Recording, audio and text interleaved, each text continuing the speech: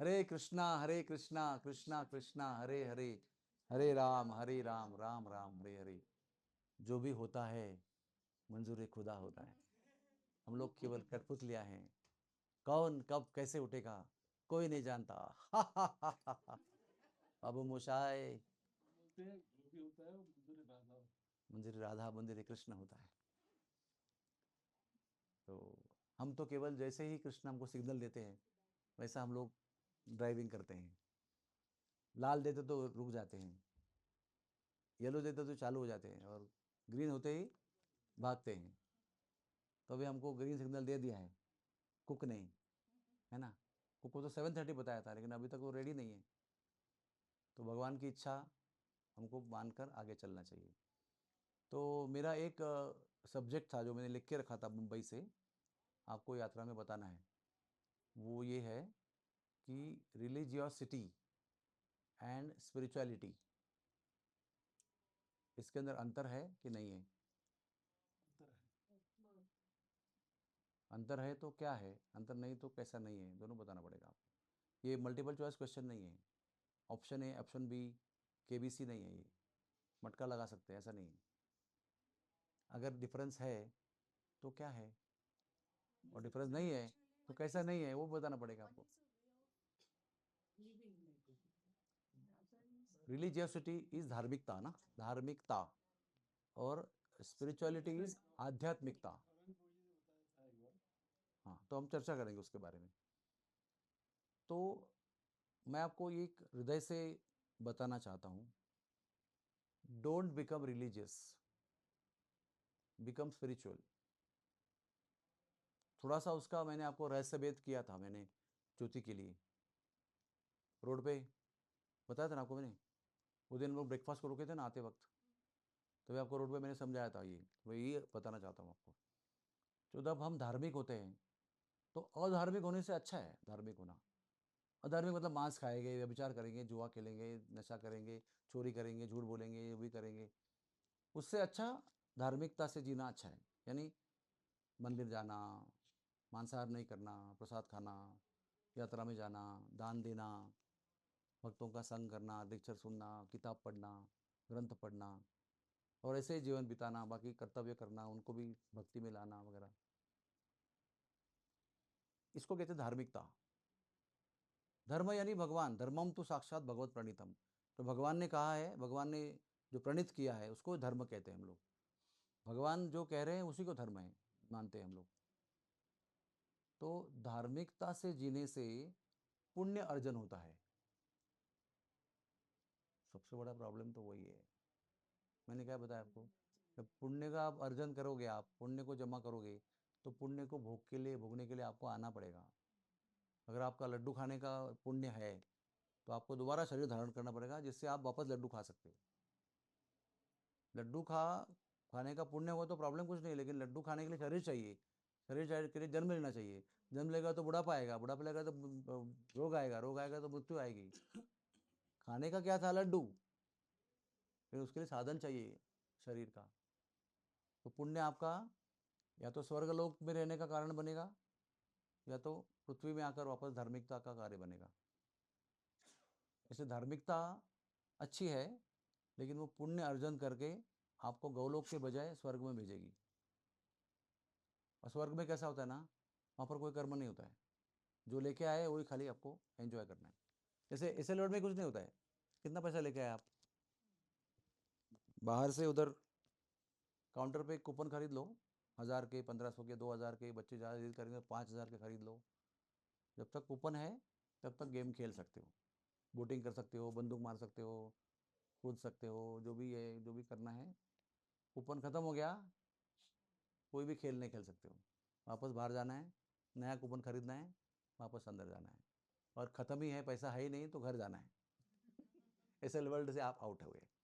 उसी तरह से आप यहाँ से पुण्य का बोझा बोझा नहीं मतलब स्टॉक लेकर जा रहे हैं, तो स्वर्ग में आपको अमुक अमुक स्वर्ग में प्रवेश मिला आपको। क्योंकि स्वर्ग भी एक प्रकार का नहीं होता है। स्वर्ग बहुत टाइप के होते हैं, अलग अलग लेवल के होते हैं। Higher enjoyment, more higher enjoyment, ऐसा अलग अलग अलग होता है। एक जगह तो केवल तप ही होता है, और तप में इतना आनंद प्राप्त करते हैं, ब्रह्मानंद प्राप्त करते हैं कि उनको अप्सरा वगैरह चाहिए नहीं, उनको इंटरेस्ट ही नहीं उनको। और एक स्वर्ग ऐसा है उसमें अप्सरा का एंजॉयमेंट है, खाने पीने का एंजॉयमेंट है, सारे देवता लोग एंजॉय करते हैं। एक लेवल का एंजॉयमेंट है, उसके हायर लेवल का एंजॉयमेंट, उसका हायर लेवल, ऐसे अलग अलग लेवल पे समझो आपके पुण्य का स्टॉक इस स्वर्ग के अनुकूल है, इस हायर प्लेनेट के, तो वहाँ पर आप जन्म लोगे। वहाँ पर आपको वहाँ का जो आनंद आपके पुण्य के फल के रूप में है वो प्राप्त हो जाएगा। लेकिन एक दिन वो पुण्य समाप्त हो जाएंगे। जितना आप उस पुण्य का उसके तरह से फल का अनुभव करेंगे तो एक दिन वो समाप्त हो जाएगा। समाप्त होते ही क्षीणे पुण्य, यानी पुण्य जब क्षीण होता है, यानी व्हेन द पुण्य बिकम्स जीरो और मिनिमम, क्षीणे पुण्य मर्त्य लोके विशंति, यानी मर्त्य लोक में जाकर विश्राम करना पड़ता है, वापस जाना पड़ता है, रहना पड़ता है या गिरना पड़ता है। तो what is the use of that स्वर्गलोक का आनंद जो खत्म होने वाला है। हमारा रिक्वायरमेंट क्या पता है आपको? First of all one should know what is our need. If you don't know our need, you feel our need is money, our need is family, our need is prestige, our need is promotion, our need is property, ऐसा लगेगा तो फिर उसी में काम करेंगे आप, जो आपको समझ में आए वही आप करेंगे। लेकिन अगर आपको पता करना है कि आपका रियल नीड क्या है तो आपको शास्त्र पढ़ना पड़ेगा, सत्संग करना पड़ेगा। तो सत्संग में हम पता करते हैं कि हमारी नीड तो कृष्ण का प्रेम है, हमारा नीड स्वर्गलोक भी नहीं है, हमारा लोग ज्ञान भी नहीं है, हमारा गोल कर्म फल लेकर स्वर्ग में जाना भी नहीं है। हमारा ना कर्म का गोल है, ना ज्ञान का गोल है, ना सिद्धि का गोल है कि भाई हाथ लगाऊंगा तो बीमारी ठीक हो जाएगी। ऑपरेशन की जरूरत क्या है, मेरे पास आओ, मैं आंखों का हाथ लगाऊंगा तो मोती बिंदु खत्म हो जाएगा। इसको सिद्धि कहते हैं। No need of cutting, I touch your eyes, vision comes, I touch your eyes, glaucoma goes away. इसको सिद्धि कहते हैं। तो अच्छा लगता है ना आपको? अगर मेरे पास वो सिद्धि होती तो मेरी सिस्टर को कैंसर हुआ है तो मैं उसको हाथ लगाऊंगा कैंसर ठीक हो जाएगा, तो कितनी अच्छी बात है। तो कभी कोई लोगों को वो भी अच्छा लगता है कि वो भी मिलना चाहिए। कुछ लोग होते हैं सिद्धि कामी, कुछ लोग होते हैं भुक्ति कामी, यानी उनको कर्म का फल भोगना है। कुछ लोग होते हैं मोक्ष कामी, मुक्ति कामी। कामी यानी इच्छुक, भुक्ति कामी, मुक्ति कामी, सिद्धि कामी, सकल अशांत। कृष्ण भक्त निष्काम अतएव शांत, ऐसा बंगाली में एक वर्स है कि जो मुक्ति कामी होते हैं वो मुक्ति के लिए बाद भी तड़पते हैं। मुक्ति के बाद क्या? फिर भुक्ति वाले जो भुक्ति एंजॉय करते हैं तो उसके बाद क्या? फिर जलेबी भी लिया 100 ग्राम, वह और 100 ग्राम लेके तो और खर्च करना पड़ेगा। फिर एक समय आएगा वो पेट इतना भर जाएगा कि लूज मोशन हो जाएंगे। तो वही चीज़ आनंद दे रही है वो दुख भी देगी। तो भुक्ति एक जगह पे ऐसा, अभी आपने खीर खाया, जो आपने खीर इतना बढ़िया बनाया था, तो जो 15 कप खाया तो आपका क्या होगा? अरे मत दो अभी, बस है, फिर उल्टी हो रही है मेरे को। अभी पहले कप ने तो बहुत खुशी दिया था आपको, पहले कप ने तो पागल बना दिया था, क्या टेस्ट है उसका बॉस। इन 15 कटोरी के बाद no no no I don't want, अभी मेरे को ऊपर आ रहा है वो। वही खीर है वो, वही खीर बाद में आनंद नहीं देती है, उसका लिमिट है। वो भुक्ति का प्रॉब्लम है। मुक्ति का प्रॉब्लम क्या है? आप जन्म मृत्यु से मुक्त हो जाएंगे, बाद में स्टिल हो जाएंगे, जीरो स्टेटस। किसका कॉल? तो बंद हो गया रिकॉर्डिंग। सो मुक्ति का प्रॉब्लम क्या है कि जन्म मृत्यु से तो फ्री हो गए, लेकिन अभी जन्म मृत्यु के बाद में जो फ्री हुआ मैं हूं, अभी करूं क्या मैं? What do I do? जैसे आप नेगेटिव थे, अभी जीरो पे आ गए, zero is not a goal of life ना, you have to become positive. तो मुक्ति के बाद में आदमी भटकता है कि कहाँ जाऊँ, अभी ब्रह्म ज्योति में जाऊँ, वैकुंठ में जाऊँ, किधर योग्यता है मेरी, कहाँ का लाइसेंस है मेरे पास, कहाँ का प्रवेश द्वार टिकट है मेरे पास, पता नहीं है। तो वो मुक्ति होने का भी वापस आता है जीव, गोल ढूंढने के लिए, उसके बाद जाना किधर है। पहले तो गोल था कि मुक्ति प्राप्त करना, बस कैसे भी करके यहाँ से निकलना है। लेकिन जब वो प्राप्त हुआ तो अभी क्या करने का मालूम नहीं है, कि उतना ही गोल ध्यान में था, उसके आगे का नॉलेज पता नहीं था। फिर वो मुक्ति किए हुए जीव वापस जन्म लेते हैं और फिर तय करते हैं कि मुझे वैकुंठ जाना है, कि ब्रह्मज्योति जाना है, कि गोलोक जाना है। शास्त्र में लिखा है कि ब्रह्म मुक्ति होने वाले लोग वापस जन्म लेते हैं, तय करने के लिए कहाँ जाना है उसके बाद में। अब ये तो अचीव कर लिया, उसके बाद में कहाँ जाना है? ब्रह्मानंद में you are still, you are still मतलब देयर नो एक्टिविटी। आनंद है। अभी आप ना आनंद में कभी एक जगह बैठो दिन भर, पेन में लगेगा कुछ करना चाहिए अभी, you try, you are very happy. Okay, your son got married and your son got gold medal, he is settled down, he's got a very beautiful angel like wife, everything is like you are so blissful and you feel कि अभी मेरे को कुछ नहीं करना है, और अगले आप बैठ जाओ एक दिन, शाम तक परेशान हो जाओगे आप।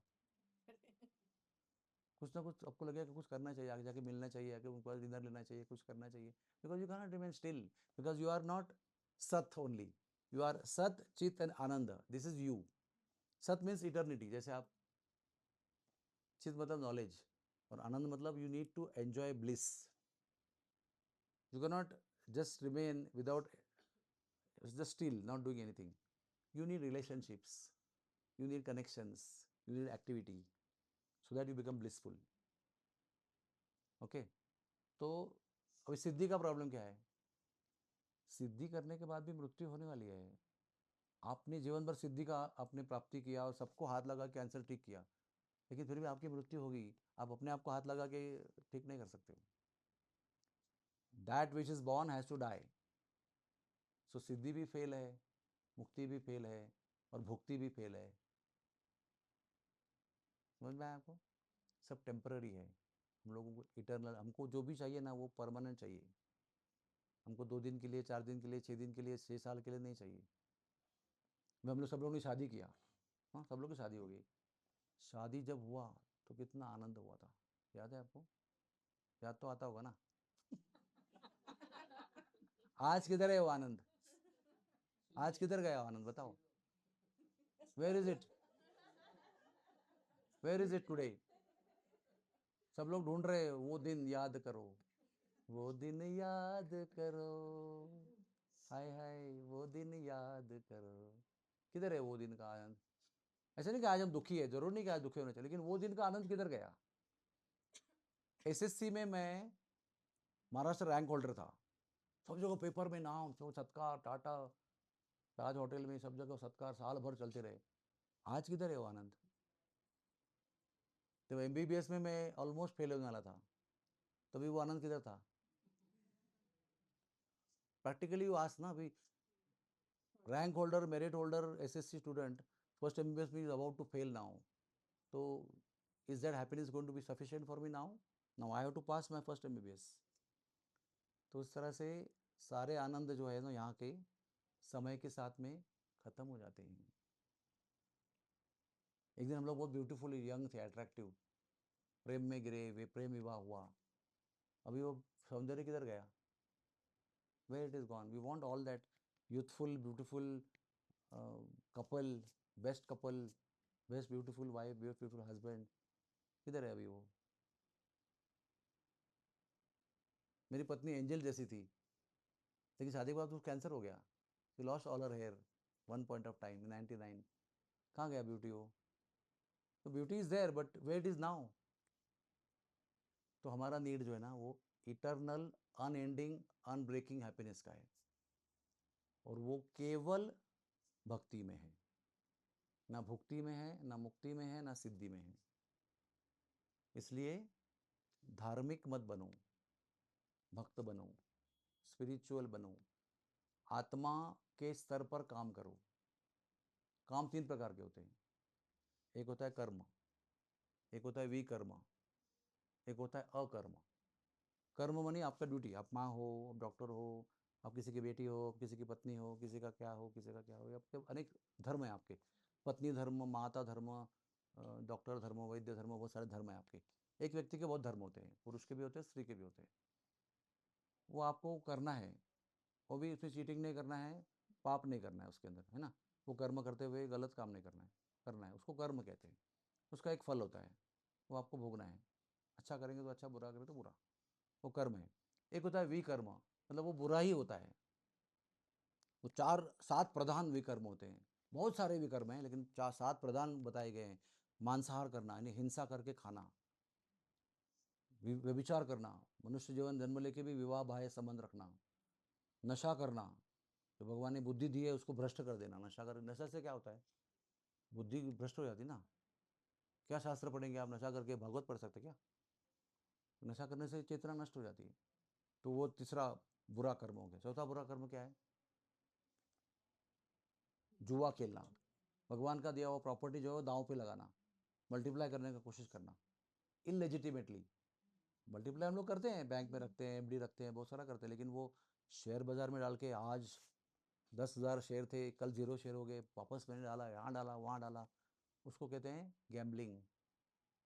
God given property to squander, to multiply easily without efforts, उसको जुआ कहते हैं। उसके बाद में है किसी का खून करना। उसके बाद में है विश्वासघात करना। विश्वासघात भी ये 7 पाप में से बहुत भयंकर पाप माना गया है। To break the trust of somebody, ऐसा काम करना जिसमें किसी का विश्वास नष्ट हो जाएगा। खास करके अगर भगवान पर किसी का विश्वास है और वो आपने उड़ा दिया उसका विश्वास कोई गलत काम करके। कैसा काम किया कि आपने बोला कि अभी मेरे को भगवान पर देखना ही नहीं है, ऐसा भगवान का भक्त होगा तो मुझे भगवान की भक्ति नहीं करनी है। यानी आपका भगवान पर विश्वास था, लेकिन मैंने ऐसा काम किया और आप पर आपकी मेरी श्रद्धा थी मेरे ऊपर, और मैंने ऐसा काम किया कि बोला अरे भगवान के भक्त ऐसे होते हैं, मुझे करना ही नहीं उनकी भक्ति। यानी मैं ऐसा उसका विश्वास तोड़ दिया कि सबसे बड़ा घात किया उसका, मैंने ट्रस्ट ब्रेक कर दिया उसका, तो मेरे वजह से भगवान पर ट्रस्ट ब्रेक कर दिया। और 7वां पाप है झूठ बोलना। और झूठ बोलने, असत्य जो है ना, केवल बोलना और क्या बोल रहे हैं उसके ऊपर रहता नहीं है, असत्य पर काम भी करना, असत्य पर आधारित कार्य करते रहना। जैसे दारू का कंपनी चलाना, वो विनाश का ही कंपनी है ना। पैसा कमा रहे हो आप, बंगला बना रहे हो, विजय मल्ल्या, लेकिन काम क्या कर रहा है? सारे जीवन उद्ध्वस्त करने का काम कर रहा है। तो ऐसे भी असत्य के आधार काम होते हैं। आप एक बोल होता है झूठ बोलना कि भाई मैं ना प्रधानमंत्री हूँ भारत का, और ये विदेशी व्यक्ति बोला हाँ क्या तुम प्रधानमंत्री हो, तो एक ऐसा झूठ है कि मैं ना अमिताभ बच्चन से हाथ मिला के आया हूँ, अभी मैं अभी अभी मोदी से हाथ मिला के आया। ऐसे भी लोग झूठ बोलते हैं, ऐसे टाइम पास झूठ बोलते हैं इसको, लेकिन कुछ कुछ बिग झूठ होते हैं, बड़े बड़े झूठ होते हैं। तो ये 7 जघन्य पाप बताए गए हैं, उसको विकर्म कहा गया है। उसका अंजाम बुरा ही होता है, नरकवास होता है या यातना होती है, पीड़ा होती है उसकी वजह से। और तीसरा होता है अकर्म। तो कर्म और अकर्म में फर्क क्या है? कर्म वही है, लेकिन वो अकर्म कब बनता है? जब आप वो कर्म कृष्ण के लिए करते हो।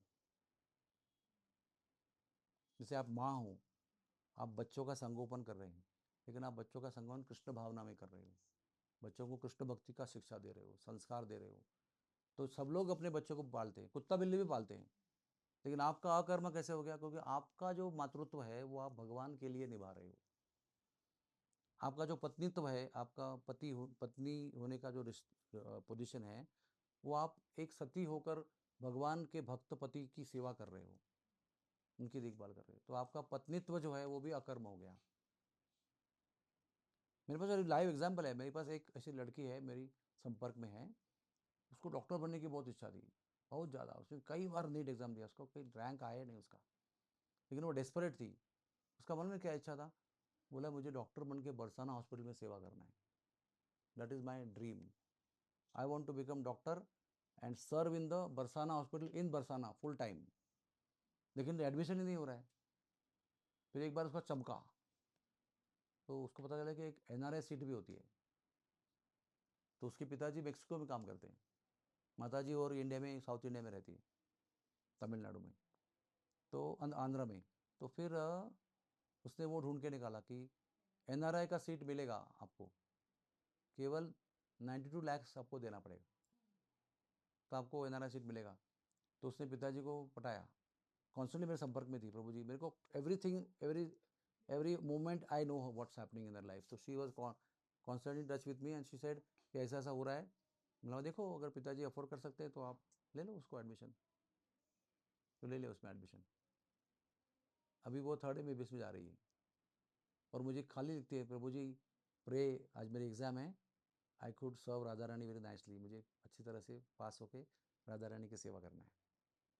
अभी आप भी डॉक्टर हो, अभी डॉक्टर हो, मैं भी डॉक्टर हूँ, अभी डॉक्टर, सब डॉक्टर हैं यहाँ पर, लेकिन वो पढ़ ही रही है कृष्ण के लिए। हमने नहीं पढ़ा था कृष्ण के लिए, हम लोग तो डॉक्टर पैसा कमाने के लिए डॉक्टर बने थे, एटलीस्ट माई सेल्फ। लेकिन वो पढ़ ही रही है कृष्ण के लिए। कभी भी उसका मन में ऐसा नहीं कि मैं बहुत पैसा कमाऊंगी डॉक्टर बन के, कितना पगार दोगे बरसाने में मुझे, आप डॉक्टर का सैलरी क्या है बरसाने में, ऐसा कभी पूछती नहीं वो। उसको कैसे भी करके आई सर्जन बन के या बाकी जनरल जो भी होता है करके बरसाने में डॉक्टर करके सेवा करना है उसको, तो वो उसको अकर्म कहते हैं। यानी ये वो शुरू से ही कृष्ण के लिए ही कर रही है, वो अन्य कोई उद्देश्य मन में नहीं है। तो ये अकर्मा इज इक्वल टू भक्ति, only doing things for Krishna. अच्छा, अभी खा रहे हो तो कृष्ण के लिए कैसे खाएंगे आप? वो कमाएंगे उनके लिए खरीदेंगे, उनको भोग लगाएंगे और भोग लगा के प्रसाद खाएंगे, तो सब लोग खाते हैं दुनिया में। लेकिन आप अभी कर्म से मुक्त हो गए, खाने से भी कर्म लगता है। यज्ञ शिष्टासीना संतो भुंजते सर्वक्लिष्किल विषय। घर जाके अभी 3.33 3.13 भगवद गीता का श्लोक पढ़ना, मैंने आपको उस दिन रस्ते में बताया था। तो भगवान बोलते हैं कि मेरे भक्त जो हैं वो भी खाते हैं, लेकिन वो मुझे अर्पण करके प्रसाद के रूप में खाते हैं, तो हमेशा वो पाप से मुक्त रहते हैं। और बाकी लोग शाकाहारी अन्न खाते हैं तो वे पाप खाते हैं, ऐसे भगवान का शब्द है, वर्बैटिम स्टेटमेंट है भगवान का। हम पढ़ते नहीं इसलिए पढ़ो। तो अभी खाने का काम तो दुनिया सब करती है, सब दुनिया में सब खाते हैं, सब कमाते हैं, लेकिन खाने का काम अकर्म कैसे बनाएं? केवल प्रसाद खाए। इसलिए आप सब लोगों को मेरी विनती है, ये मुंह में जो भी जाएगा ना वो अर्पण करके भगवान को जाएगा। आप कुछ लोग क्या करते हैं ना, बहुत वैसे भक्त लोग हैं, दीक्षित भक्त लोग हैं, और आम जनता भी ऐसे हैं, रिलीजियस बहुत हैं, लेकिन बाहर से चिवड़ा लाएंगे बिना ऑफरिंग के खाएंगे, बाहर से बिस्किट आएगा बिना ऑफरिंग खाएंगे, बाहर से ड्रिंक आएगा, कोई पैक ड्रिंक आएगा, कोई कुछ ला के देगा, चॉकलेट देगा, कुछ ला के देगा, तो बिना ऑफरिंग के खाएंगे। लेकिन भक्ति का नियम है कि ये मुंह में जो भी जाएगा वो केवल कृष्ण का प्रसाद जाएगा। पानी भी हम कृष्ण को अर्पण करके तुलसी डाल के ही पीते हैं। और अगर कहीं बाहर है, कभी ट्रेन में है, कभी कभी परदेश में है, होटल में खाना पड़ रहा है समझो, तो इन्होंने ऑफरिंग किया कि नहीं? होटल में खा रहे हैं हम लोग।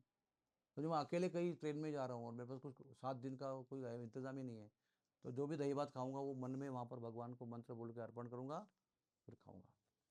उतना तो करना जरूरी है। ये सुबह आज मुझे आपने बिस्किट दिया, मैंने पहला क्या प्रश्न पूछा? ऑफर किया क्या? तो अरे प्रभु जी भूल गया मैं। तो मैंने इसको बिस्किट लिया और मैंने ऑफर किया और मैंने खाया। फिर बाद में वो जो खाया वो सब प्रसाद खाया, पहला बिस्किट खाया, प्रसाद नहीं खाया। स्मॉल स्मॉल चीज़ें हैं, प्रैक्टिकल चीज़ें। अगर आपके कर्म को आपको अकर्म बनाना है तो आप सब पे ध्यान देना है। और अभी उन्होंने एक श्लोक बताया ज्ञानेश्वरी का, बोलते हैं कितने भी तीर्थों में जाओ, यमुनोत्री जाके वहाँ स्नान किया, त्रिवेणी जाके वहाँ स्नान किया, पंढरपुर जाके चंद्रभागा में किया, वृंदावन के जमुना में किया, और हरिद्वार में आके गंगा में किया, भागीरथी गंगा में किया, दुनिया भर में जाके तीर्थ किया, दान किया, पुण्य किया, ये किया वो किया, लेकिन नाम नहीं लिया भगवान का, तो बोले सारा तुम्हारा जो भी किया धार्मिकता सब व्यर्थ है, इट्स ऑल वेस्ट। हमने पूरा सब आँख का तीरफाड़ किया, लेकिन बिना कैटरेक्ट निकाले उसको बाद में स्टिच कर दिया। हाँ, वो डॉक्टर को बोला सर्जरी तो किया है कैटरेक्ट तो उधर ही है अभी तक। हाँ, हमने सब इतना सब काम किया, लेकिन फिर भी हम लोग इधर ही है। तो मुझे आपको बताना यह है कि भक्ति एक सीरियस मार्ग है। It is by the way we are devotees, by the way we go for this temple also. हम लोग जाते हैं वहाँ पर, हम लोग जाते हैं फेस्टिवल में उधर। डे टू डे जीवन में आपने कितना उसको अपनाया है, कितना अंगीकार किया है, कितना उसको आत्मसात किया है। मैं आपको एकदम ना स्ट्रांगली बताना चाहता हूँ, just don't live a religious life.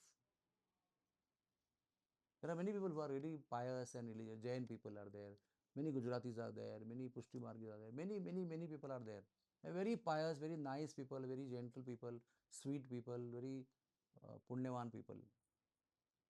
But they will not go to back to Godhead till they develop love and devotion to Krishna.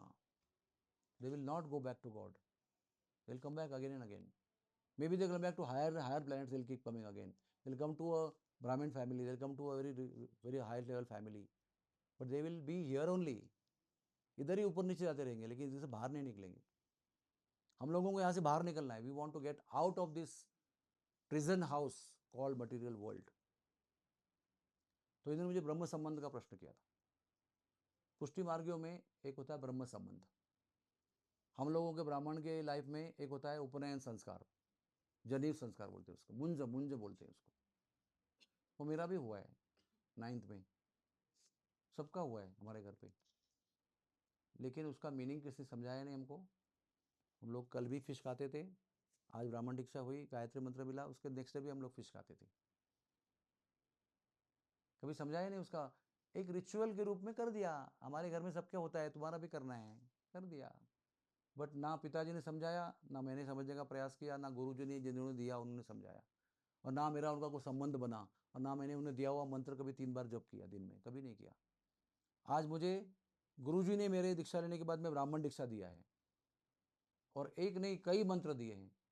तो हम लोग मेरा religiously last 39 years I am chanting morning, afternoon and evening without fail. तो वो भी ब्राह्मण दीक्षा थी, वो भी ब्राह्मण दीक्षा थी, लेकिन एक अज्ञान में हुई, एक पूरे ज्ञान के साथ हुई, तो जीवन में परिवर्तन हो। तो मैंने उनको क्या बोला कि आपके जीवन में ब्रह्म संबंध हुआ, मेरे जीवन में ब्राह्मण दीक्षा हुई, परिवर्तन क्या हुआ वो देखो। वी वॉन्ट परिवर्तन, we don't want nothing changing in life, we don't want everything goes on as it is, nothing change, ऐसा नहीं होना चाहिए। मनुष्य जीवन जो है वो चेतना की उत्क्रांति के लिए है। Human life is meant for spiritual evolution, आध्यात्मिक उत्क्रांति के लिए मनुष्य जीवन है। जहाँ आए थे वहीं रहकर आगे जाना है, और अगला जन्म मिलने के लिए नहीं दिया है। आप जहाँ से जिस जगह पे आए थे, जिस स्टेज पे आए थे, वहाँ से आपको वहाँ पहुँचना है, तो ही आपका मनुष्य जीवन सफल है। नहीं तो human life has gone waste. If you have to come back again, what to do. तो ब्रह्म संबंध में क्या होता है, आपका ब्रह्म से संबंध करा देते हैं, वो विधि है, उनकी रिचुअल है। आपको मंत्र दिया था क्या, मंत्र भी दिया था ना, मंत्र दिया था, लेकिन उससे बाद में आपका और गुरु का रिश्ता नहीं बना, संपर्क नहीं रहा गुरु से आपका, आपका जीवन गुरु जी की आज्ञा से नहीं चला, बस वो रिचुअल हो गया। क्योंकि सबके घर में सब बच्चों को होता है, तो आपका भी हुआ, लेकिन ना माता जी ने आपको समझाया, ना गुरु जी ने आपको कनेक्शन करवा दिया। तो वो अपनी जगह पर गुरु अपना साधना कर रहे हैं, आपने उनसे मंत्र लेके, मेरी माँ का भी दीक्षा हुआ है, और माँ को भी हमारे समाज के गुरु ने एक मंत्र दिया है, लेकिन माँ कभी जपती नहीं थी उसको।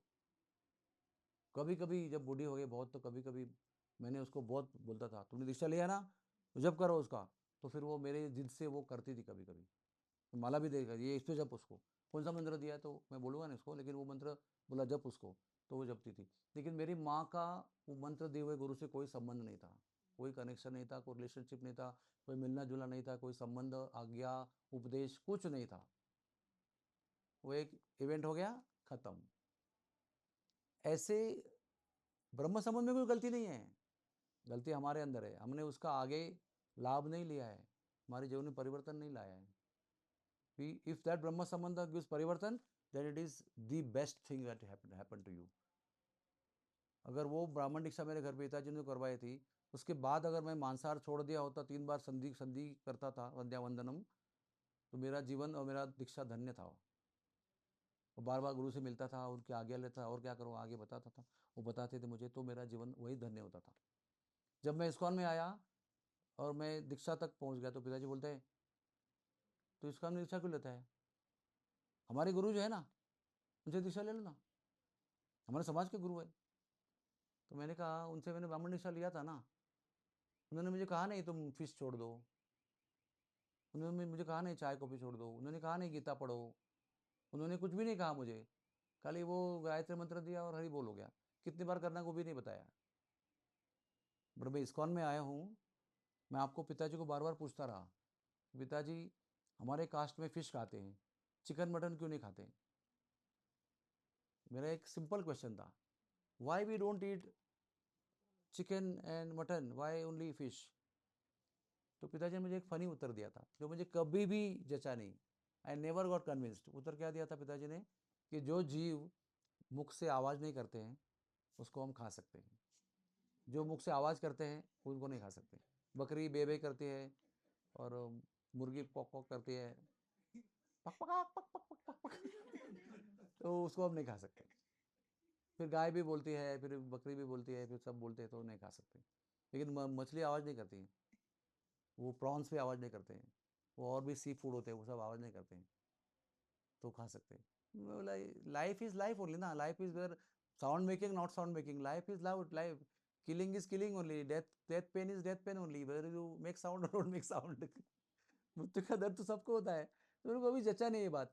इस्कॉन में आया तो मुझे समझ में आया कि ये क्यों नहीं, तो मैंने सारा चीज़ छोड़ दिया। ऐसा नहीं कि खाली चिकन ही छोड़ दिया और फिश चालू रखा, सब कुछ एक झटके में छोड़ दिया। बाद में चाय कॉफ़ी भी छोड़ दिया और लहसुन प्याज भी छोड़ दिया, क्योंकि मुझे बताया गया है क्यों करना है ये सब कुछ।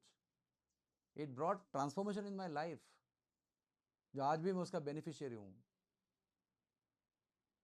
तो giving meaning to your own life rituals is in your hands. For that you should study scriptures which will tell you what is the meaning of all this things. और हम लोगों को क्या लगता है, अभी मेरा मुंज हुआ तो मेरे को क्या लगा, मुंज में ना सभी मुंजों को गिफ्ट मिलती है। हमारे घर में मैंने मेरे भाइयों का मुंज देखा, इतने सारे कंपास बॉक्स आए, इतने सारे कपड़े आए, मतलब मेरा भी मुंज होना चाहिए। यही मुंज का एम्बिशन है। 5 भाई है, 4 भाइयों का सबका मैंने देखा, भर भर के गिफ्ट। इतने कंपास के लोगों को बांट रहे हैं, मेरे को इतने कंपास क्या करने हैं, क्योंकि वो विद्यार्थी सब लोग कंपास दे रहे हैं उसको वो ना कर्कटक क्या बोलते हैं उसको हाँ वो प्रोट्रैक्टर सब सभी को वही दे रहे। क्या कंपनी था नील का, क्या कैमलिन, कैमलिन। और बाकी भी कितने सारे पेन वेन, कितने सारे गिफ्ट और क्या क्या क्या क्या दिए। वो देखकर हम प्रभावित कि मेरा नंबर लगेगा तो मेरे को भी मिलेगा। बस इतना ही हमारा नॉलेज है मुंज के बारे में, कि मज़ा आता है बहुत। You are in centre of attraction. सब लोग आके आपको कुछ देते हैं, आपको सजाते धजाते हैं, बहुत सारा वो अबोली का माला पहनाते हैं, दंड देते हैं, बहुत सारा कुछ रिचुअल होता है। दुनिया आपको ही देखती है, आपका ही पूरा सेंटर ऑफ अट्रैक्शन है वो दिन। वो दिन आपके लिए the best of day, because बाकी दिन में कोई पूछता नहीं है, वो दिन आपको सब आपको देखते हैं। तो I want to enjoy that, that's only ambition. But उसका मतलब क्या होता है, कान में पिताजी क्या बोलते हैं, उसका मीनिंग क्या है, उसको कभी करना है, उसको पालन करने के लिए क्या नियम पालन करने हैं, उसका बेनिफिट क्या है, कुछ पता नहीं है। Why I joined ISKCON? Because I got to know practical knowledge how to perform bhakti day to day life में, क्या करना है और क्या नहीं करना है, इसका क्लियर कट नॉलेज दिया गया। और वो मैंने पालन किया तो घर में बहुत विरोध हुआ, संघर्ष हुआ, लेकिन मैं छोड़ा नहीं उसको। बाद में बोले मुझे पिताजी तू जो कर रहा है वो सही कर रहा है। मैं सोचा कि बाद में करूँगा, लेकिन अब मैं कुछ नहीं कर सकता। तू कर रहा है वो अच्छा कर रहा है, करते रहना बेटा, करते रहना। सॉरी मैंने तुमको विरोध किया पहले। ऐसा है। हाँ आप क्या बोल रहे हैं?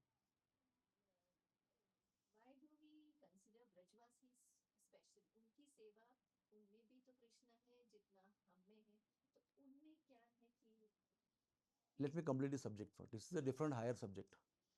तो मुझे आपको ये कहना है, केवल ये मत समझो कि मैं जो दीक्षा नहीं लिए हुए उनको बोल रहा हूँ, और दीक्षित लोगों, दीक्षा लिए हुए भक्तों को भी जीवन को भगवान नाम में समर्पित करना है।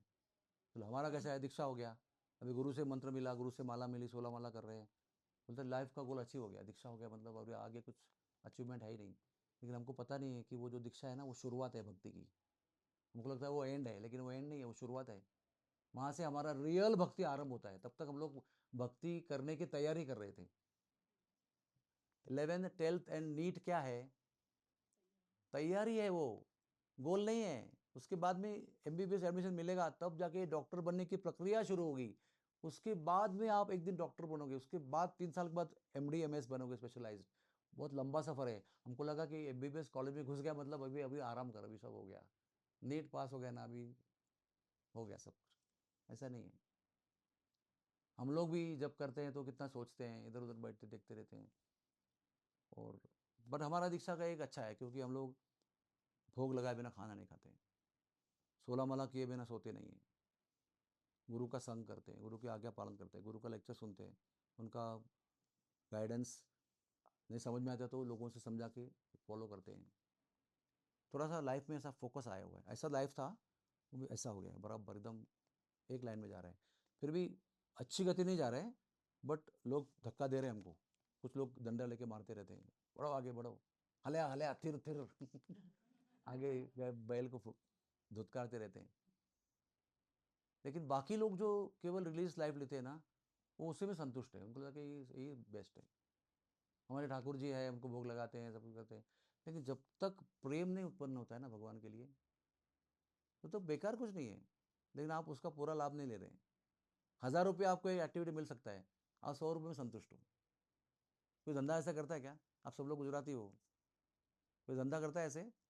1000 रुपये का बेनिफिट मिलना चाहिए, लेकिन 100 रुपये में संतुष्ट है वो। 100 मिलाना बहुत हो गया। तो बोलेगा मूर्ख व्यापारी है ये। व्यापारी ऐसा होना चाहिए जो ₹1000 का एक्सपेक्टेशन है तो 2000 रुपये मिलना चाहिए, वो रियल व्यापारी। तो हमको ऐसा ही करना चाहिए कि हमको अगर ये सब करना है तो भगवान की प्राप्ति होनी ही चाहिए। क्यों नहीं भगवान की प्राप्ति होनी चाहिए? और ऐसा ही लाइफ जीते रहेंगे तो आप बार बार आते रहेंगे, अच्छा अच्छा लाइफ जन्म देंगे, अच्छी जगह पर धार्मिकता अपनाएंगे, और लेकिन आते रहेंगे बार बार। उसको इधर इस टाइम में कट करना है।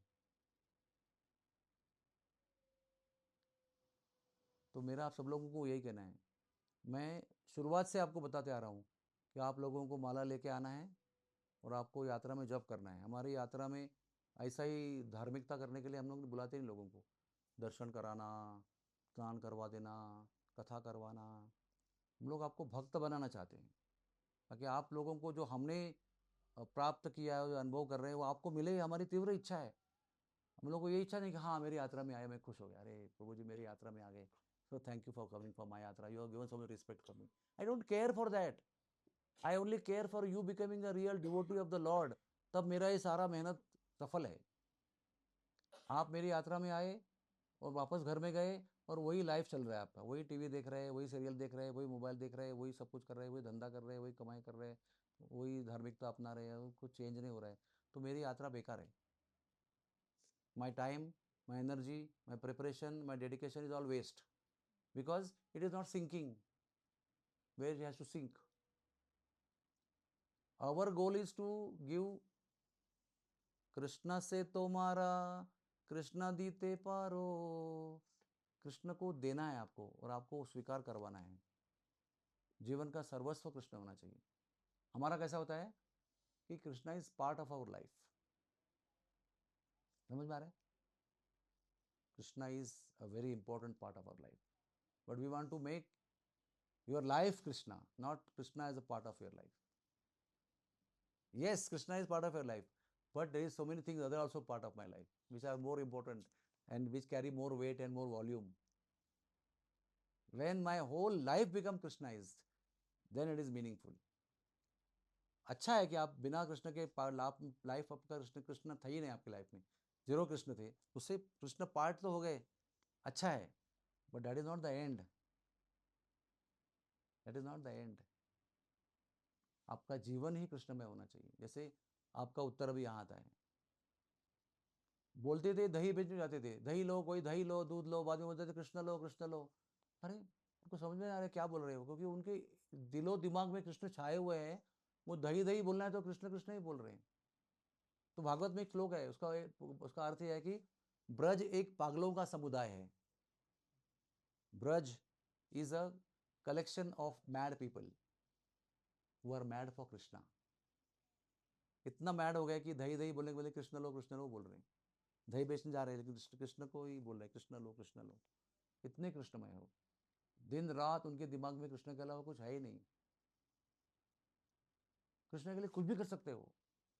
तो आपके उत्तर का प्रश्न अभी भी ऐसा है, लेकिन प्रॉब्लम क्या है ना, हम लोग है ना ब्रज को जाके सर बोझा करके आते हैं, ये पिलर को हाथ लगाया ऐसे करके ब्रज की यात्रा करके आते हैं।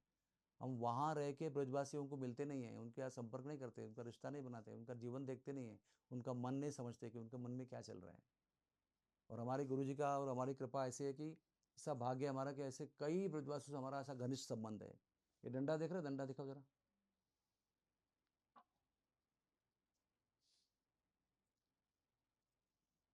ये डंडा डंडा है, बांस का डंडा, क्या है इसमें बड़ी बात क्या है?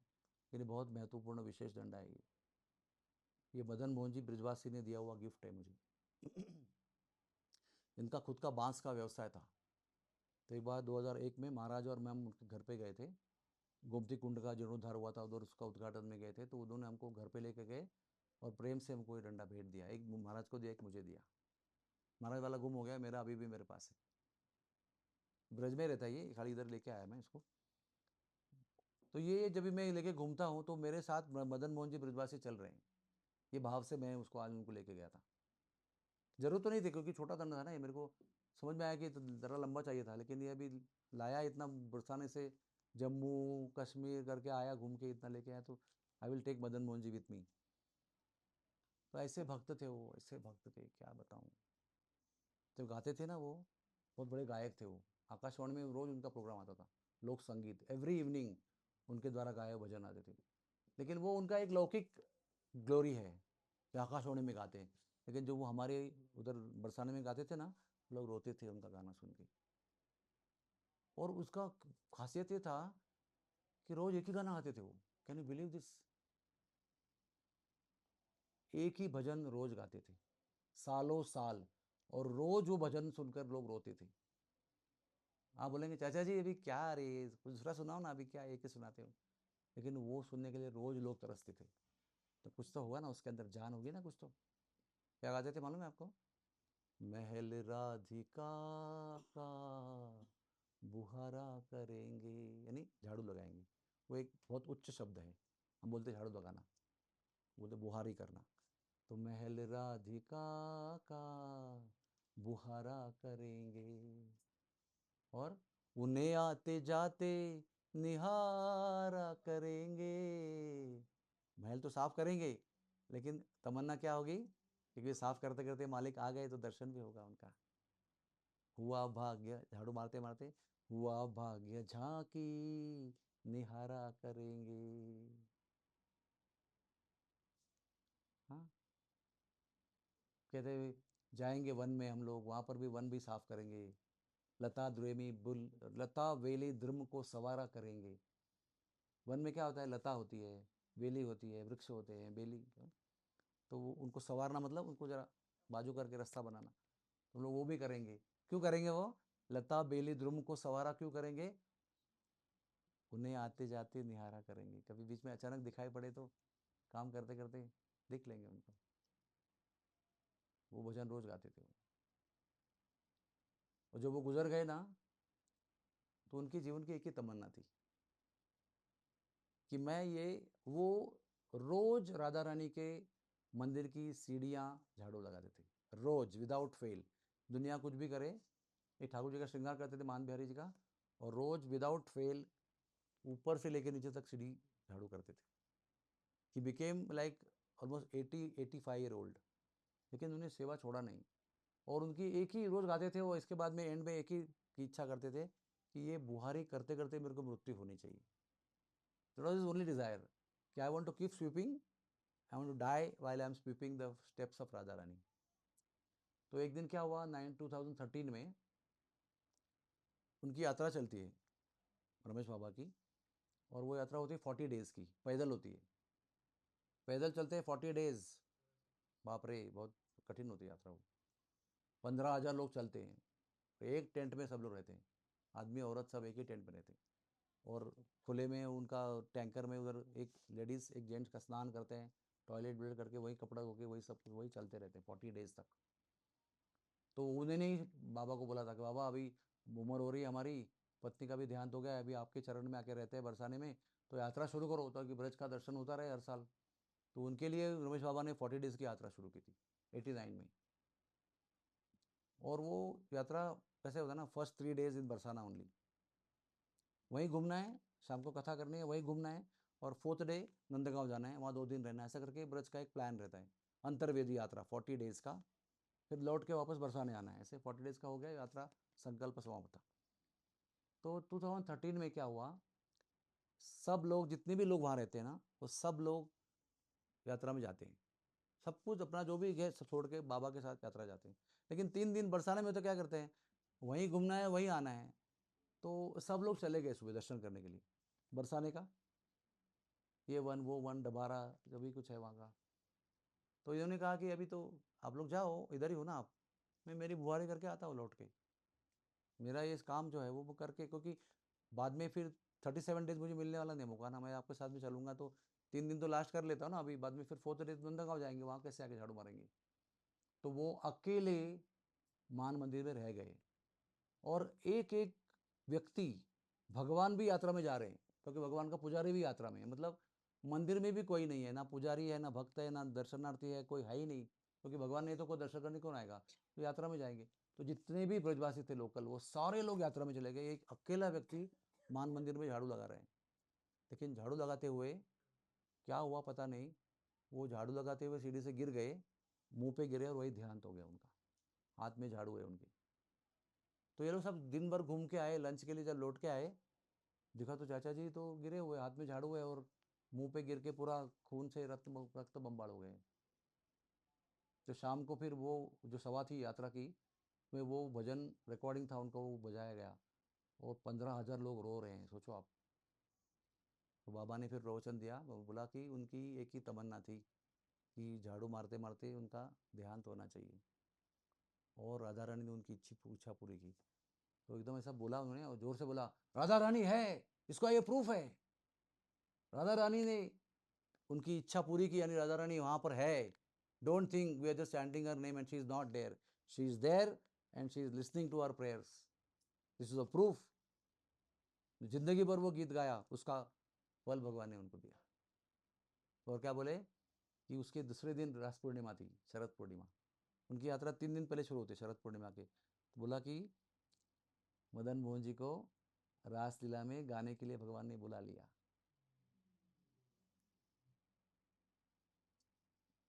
तो ये ब्रिजवासी को समझना बहुत कठिन है, इनका प्रेम कैनॉट इमेजिन।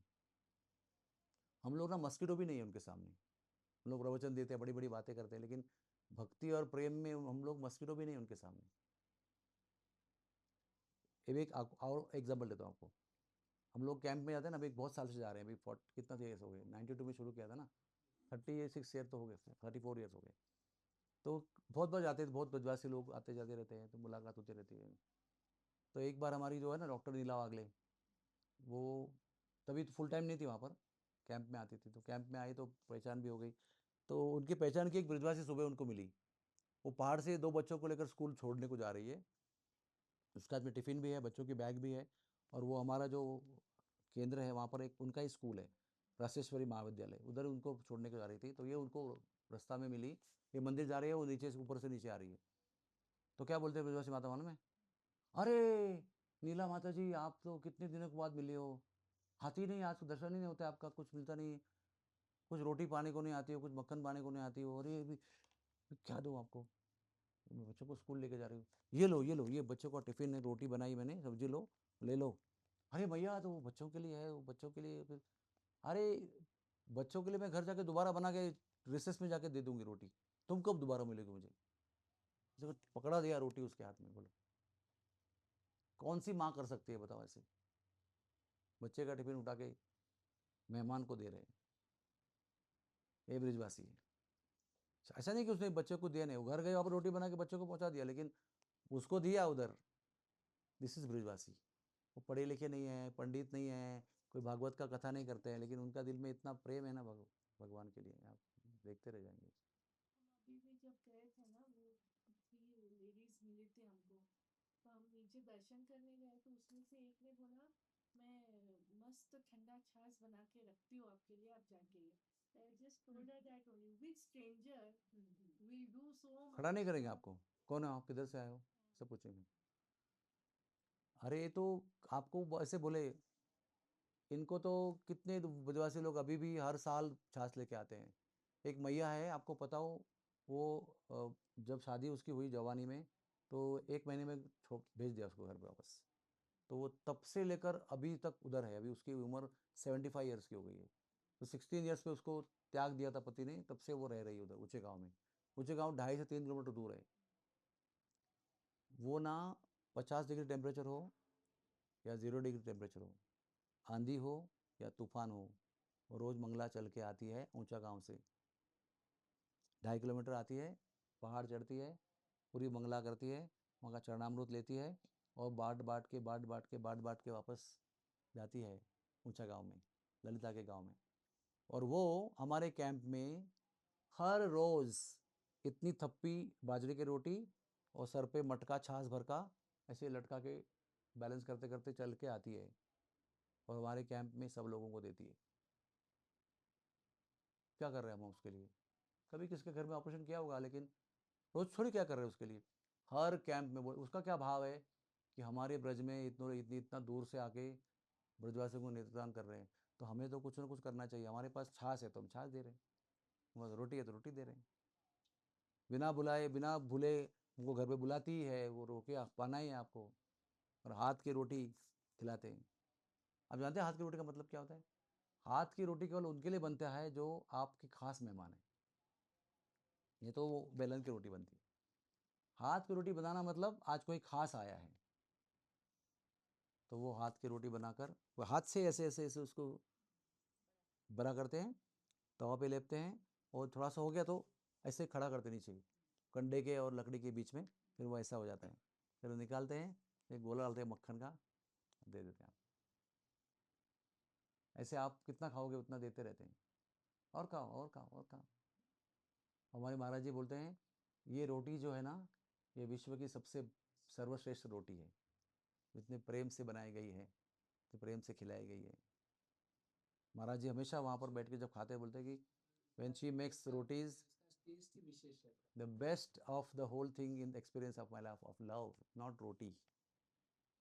अभी लास्ट में अभी एक छोटी सी कहानी बोलता हूँ अपने प्रश्न के उत्तर में। वो कृष्ण भगवान द्वारका में जब पहुँचे ना, तो वो आप जानते हैं कहानी, उसको आप सुना होगा। तो वो रुक्मिणी भाग्य लक्ष्मी है, अपने हाथ से खाना बनाती है, ऐसा नहीं कि श्रवण से बनाती है।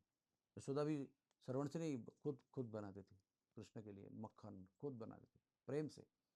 तो रुक्मिणी भी बना रही है, सत्यभामा बना रही है। आप सोचो, सत्यभामा, जाम्बवती, इतनी सारी पत्नियां अपने अपने घर में इतना इतना भोजन बना रही है, और फिर भी वो खाते खाते कृष्ण रो रहे हैं। बोले क्यों रो रहे हैं? बोले कुछ नहीं कुछ नहीं। बोले कुछ नमक कम हो गया, कोई मीठा कुछ गड़बड़ हो गया, बताओ हम सुधारेंगे उसको। आप रो क्यों रहे हैं? आप बताओ, आपको संतुष्ट करना है हमको। तो बहुत जिद करते हैं, बोले नहीं नहीं नहीं, क्या है, छोड़ो ना, जाने दो ना, क्यों है, ऐसा कुछ प्रॉब्लम नहीं। नहीं नहीं, आप रो क्यों रहे बताओ। तो बोले कि जब मैं छोटा था ना, तो मेरे मुंह में दांत नहीं थे, और कभी भी सख्त आइटम आता था, बूंदी का लड्डू टाइप सख्त आइटम, जो मेरे पास दांत नहीं थे तोड़ने के लिए, तो मेरी मैया ना उसको अपने दांत से तोड़ती थी, चबाती थी, और उसका जो पेस्ट है वो निकाल के मुझे खिलाती थी। उसका स्वाद तो इसके अंदर नहीं है ना, मुझे उसकी याद आ रही है, इसलिए मैं रो रहा हूँ। आपके अन्न में कोई प्रॉब्लम नहीं है, सब बेस्ट ऑफ बेस्ट है, लेकिन फिर भी वो जो माँ का प्रेम का लड्डू था, पीस के दिया हुआ, उसका स्वाद 56 भोग में नहीं है। ठीक है, ये बात हो गई।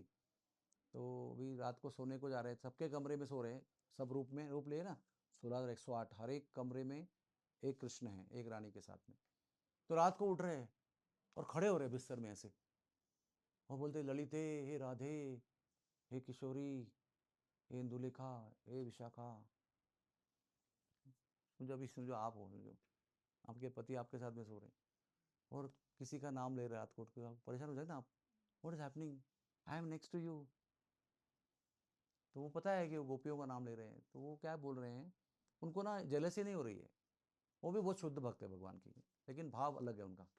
लेकिन वो कह रहे हैं कि आप है ना, हमको बताओ कि वो गोपियों में क्या ऐसी विशेषता है, वो हम अपनाना चाहते हैं, और हम आपको वो सुख देना चाहते हैं।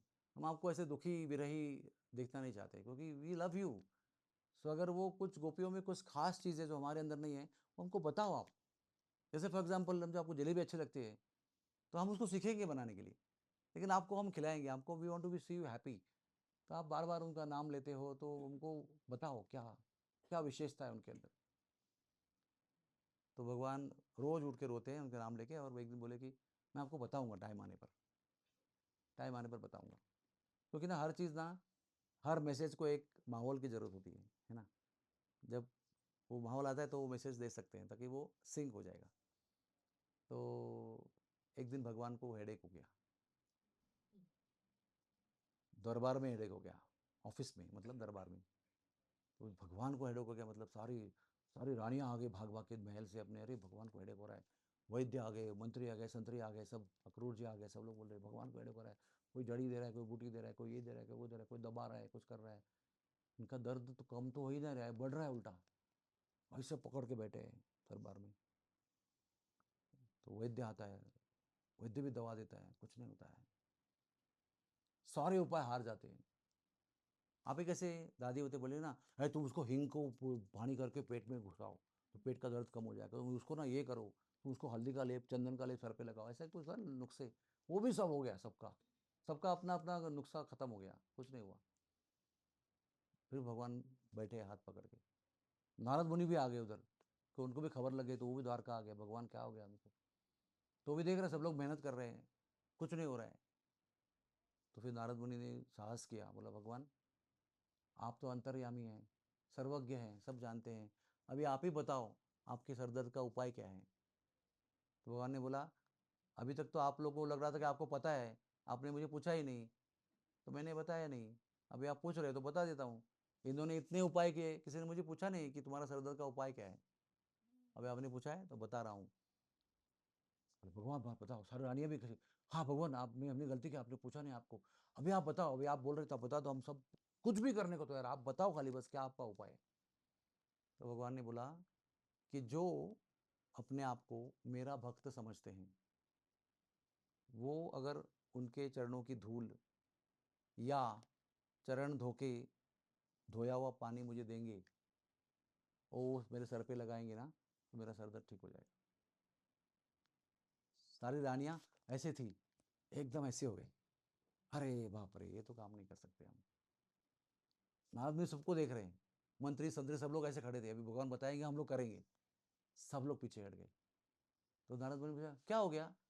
अरे हम अपना चरण धूलि लेंगे नरक में जाएंगे, हम उनका चरण धूलि लेते हैं, हम उनका चरण वाटर लेते हैं, उनको कैसा दे सकते हम, ये मर्यादा व्यतिक्रम है।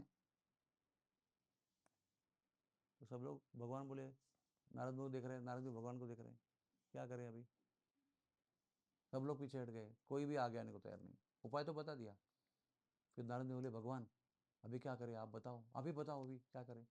बोले एक काम करो, आप लोग ब्रज में जाओ, आप ही जाओ और वहाँ दौंडी लगाओ, दौंडी पीटा तिकड़े जाऊँ कि द्वारकाधीश कृष्ण को सर दर्द हो रहा है, सभी उपाय हार गए हैं, अभी उन्होंने उपाय बताया है, जो भी उनको अपने आप को उनका भक्त मानता है, वो अगर अपनी चरण धूली या चरण धोकर पानी देगा तो उनका सर दर्द ठीक हो जाएगा।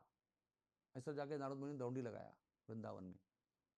तो हजारों गोपियां आई भाग भाग के, और सब गोपियां नारद मुनि लेकर जमुना जी में गई, और जमुना में जाकर सब लोगों ने पाँव डुबाया पानी में, पाँव डुबा के आगे धूल में मट्टी में पानी पाँव डुबाया, उसको निकाला, जमा किया, फिर वापस पानी में पाँव डाला, फिर पाँव गीला किया, फिर रेती में पाँव डाला, उसको निकाला। ऐसा करके हर एक गोपी ने ढेर ढेर जमा किए और इकट्ठा करके नारद मुनि को दिए।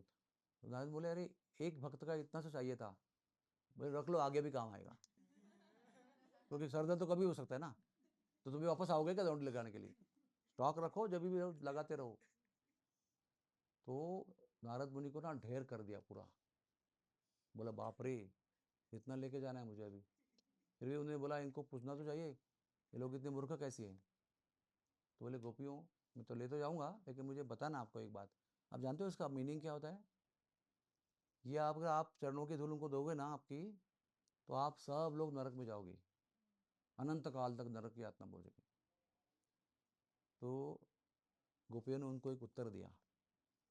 गोपियाँ बोली कि हमारे चरण रज से अगर उनका दर्द 1% भी कम हुआ ना, अच्छा होना चाहिए पूरा, fully she should be free from headache, लेकिन अगर हमारे चरणों की धूल को लगाने से उनका सर दर्द 100 का 1% भी कम हुआ ना, हम उसके कमी होने के लिए हजारों जन्म तक नरक में यातना भोग सकते हैं, लेकिन उनको सर दर्द हुआ ये बात हम लोग सहन नहीं कर सकते।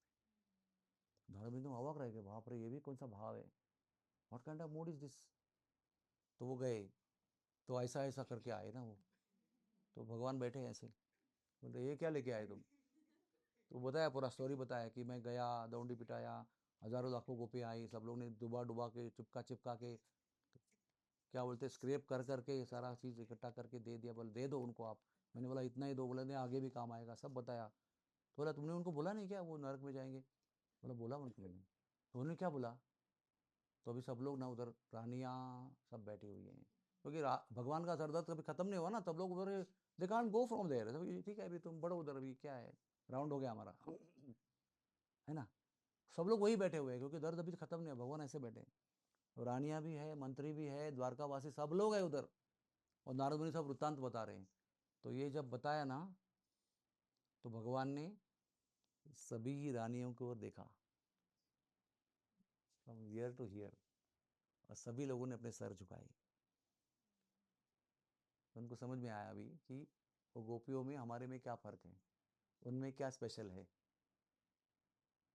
इसको कहते हैं तत्सुख सुखित्वम। ये तत्व जो है ना, ये भागवत में वर्णन किया है सुखदेव जी ने। यानी मेरा सुख केवल आपके सुख में है। अगर आपके सुख में अगर मेरा दर्द निहित है तो I am okay with that, but I want to see you happy. अगर आपको सुखी करने में मुझे बहुत कष्ट होगा, I don't mind, but I want to see you happy. That is called तत्सुख सुखित्वम। आपके सुख में मेरा सुख मानना जो तत्व है ना, वो ब्रजवासियों का प्रेम है।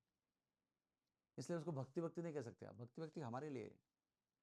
उनका ब्रज प्रेम जो है ना, वो भक्ति भक्ति के परे है। मत वो भगवान क्या बोलते हैं मालूम है उनको भागवत में?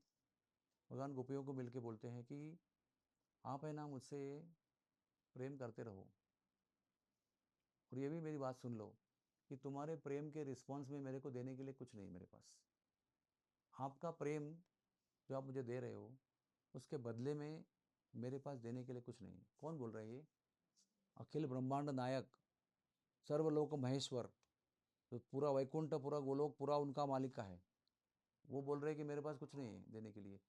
ये बोलने के बाद में क्या बोलते हैं? न पा रही हम बोलते हैं कि आप अपने प्रेम को ही अपना मेरा रिस्पॉन्स समझो।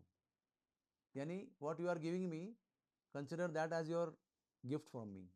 पर मेरे पास कुछ है ही नहीं, तो आपका ही जो प्रेम है वो ही मैं आपको देता हूँ एज अ गिफ्ट। मेरे पास और कुछ है न पा रहा है हम, I don't have anything to give you. जिस प्रेम के सामने अखिल ब्रह्मांड नायक भी हतबल हो जाते हैं, हेल्पलेस हो जाते हैं, असहाय हो जाते हैं, प्रेम देखकर पिघल जाते हैं, वो है ये ब्रजवासी। इसलिए हम हमारे को ज़रूरत नहीं है। हमारा चैरिटी थाने में भी होता है।